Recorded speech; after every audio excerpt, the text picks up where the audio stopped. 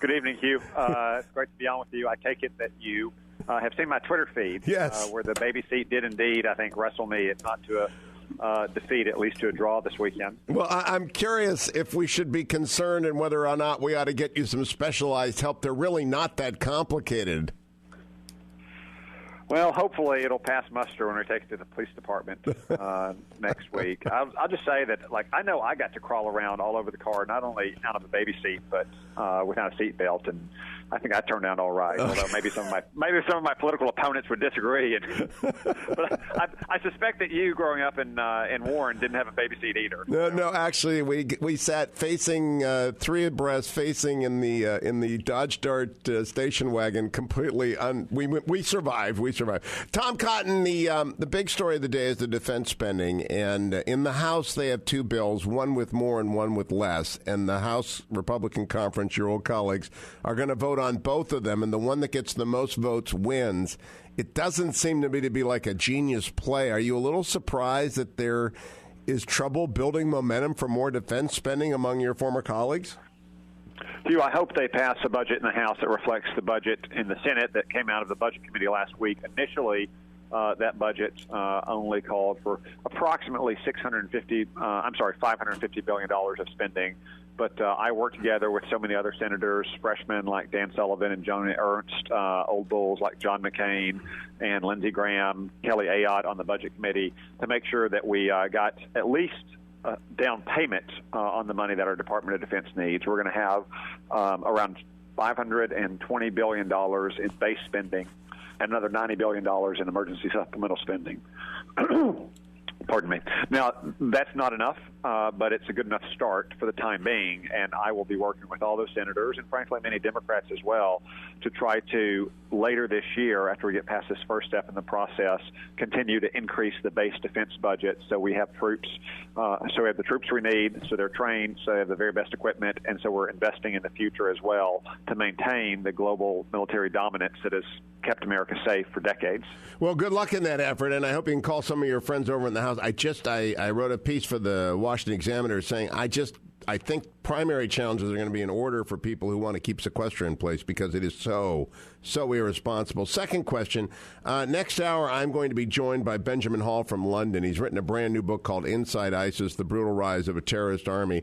Very troubling on many levels. Buried within it is the fact that the operational commander of the offensive in Tikrit against ISIS is actually the head of the Iranian Revolutionary Guard. Yes, Hugh. This man is named Qasem Soleimani. He's the head of the Quds Force in Iran's Revolutionary Guard Corps. The Quds Force, you might say, is a combination of the rough functions of our CIA and our special operations forces in the military. For many years, he has operated in the shadows, but in the past few months, he has come out very publicly in Iraq to drive home the point that Iran is the country that will be determining the future of Iraq.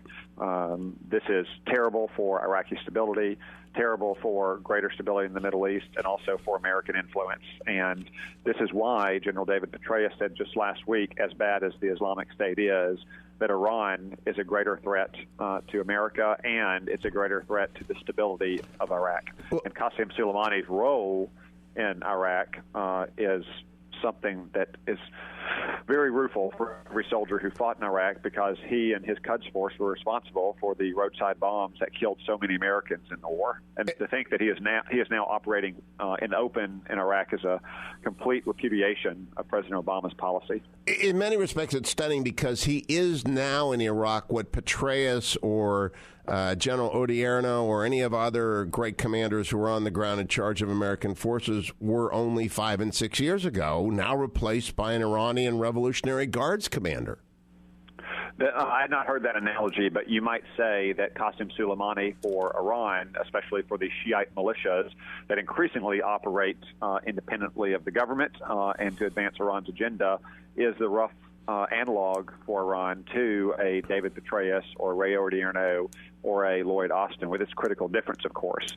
Those decorated war heroes were working to keep America safe and build a independent, representative, and peaceful Iraq. Qasem Soleimani is working to ethnically cleanse Sunnis and help establish Iranian dominance throughout the region and turn Iraq into a vassal state of the Shiite Persian Islamic Republic. Now, this brings up the talks in Geneva and in Switzerland. Would it not be obvious that we can't do a deal with someone whose frontline commander is above board trying to run a Shia cleansing, even as ISIS is attempting to run a Sunni cleansing? I mean, there aren't any many good guys left over there. There are some, but why in the world would we do a deal with them when behavior is supposed to be the very first thing that is the determinant of whether or not we can trust them on inspections? President Obama has long compartmentalized his nuclear negotiations with Iran from every other element of Iran's behavior. And I think that's short-sighted. It actually undermines his efforts to get an acceptable nuclear agreement with Iran rather than supports it, in part because it casts so much doubt on our commitment to offset Iran's drive for regional hegemony. And I would call your attention not just to what's happened in Geneva recently, but what Ayatollah Khamenei, the supreme leader of Iran, said in Iran just 2 days ago, in his annual Nowruz speech, the Persian New Year. He said, after whipping the crowd into a frenzied chant of death to America, yes, certainly, death to America. And this is the man and the regime with whom we are negotiating and to whom we're about to grant nuclear concessions if we don't change our course. Moreover, he stressed repeatedly that the negotiations are only focused on their nuclear program.